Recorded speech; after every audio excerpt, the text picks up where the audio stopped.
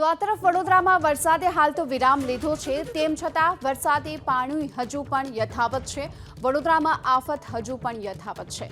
વડોદરાના અનેક વિસ્તારોમાં હજુ પાણી ભરાયેલા જોવા મળી રહ્યા છે. અહિંસા સર્કલથી વારસિયા રિંગ રોડ તરફના રસ્તા પર મુખ્ય રસ્તાની બંને તરફ પાણી ફરી વળ્યા. ગોઠણડૂબ પાણીના કારણે વેપારીઓએ પોતાના ધંધા રોજગાર બંધ રાખવાની ફરજ પડી છે. વડોદરામાં હાલ તો વરસાદ રોકાઈ ચૂક્યો છે, છતાં પણ મુસીબત ઓછું થવાનું નામ નથી લઈ રહી. વારસિયા રિંગ રોડ સહિતના અનેક વિસ્તારોમાં અત્યારે ગોઠણ સુધીના પાણી ભરાઈ ચૂક્યા છે અને તેના કારણે હાલ અહીંથી પસાર થતા વાહન ચાલકોને હાલાકીનો સામનો કરવાનો વારો આવ્યો. તો આ તરફ આ વિસ્તારના જે દુકાનદારો છે તેમણે પોતાના વેપાર ધંધા રોજગાર બંધ રાખવા પડ્યા. વડોદરા શહેરમાં વરસાદ ભલે બંધ થયો હોય, પરંતુ વરસાદી પાણીની આફત હજુ યથાવત છે. વરાસિયા રિંગ રોડ તરફ જવાનો રસ્તો છે.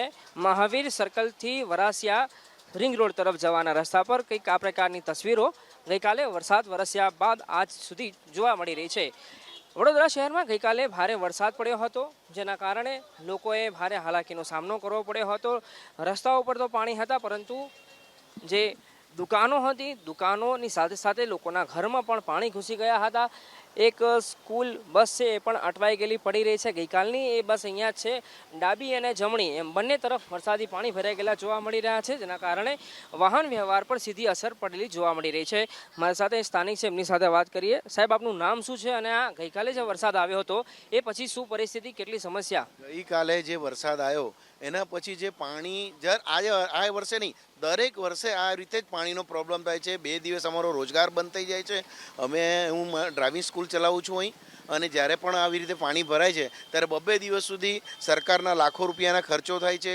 દર વર્ષે એનું ટેન્ડર થાય છે, પાણી કાસ સાફ કરાય છે, પણ કોઈ પણ જાતની કાસ સાફ કર્યા વગર આ લોકો દર વર્ષે અહીં પાણી ભરાઈ જાય છે.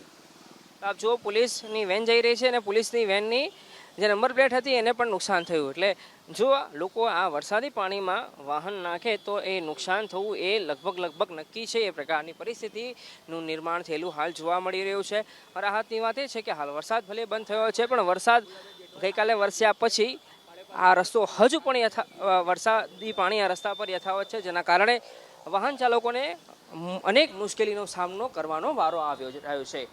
કેમેરા પર્સન પરેશ ધોળકિયાની સાથે અર્પિત દરજી, એબીપી અસ્મિતા, વડોદરા.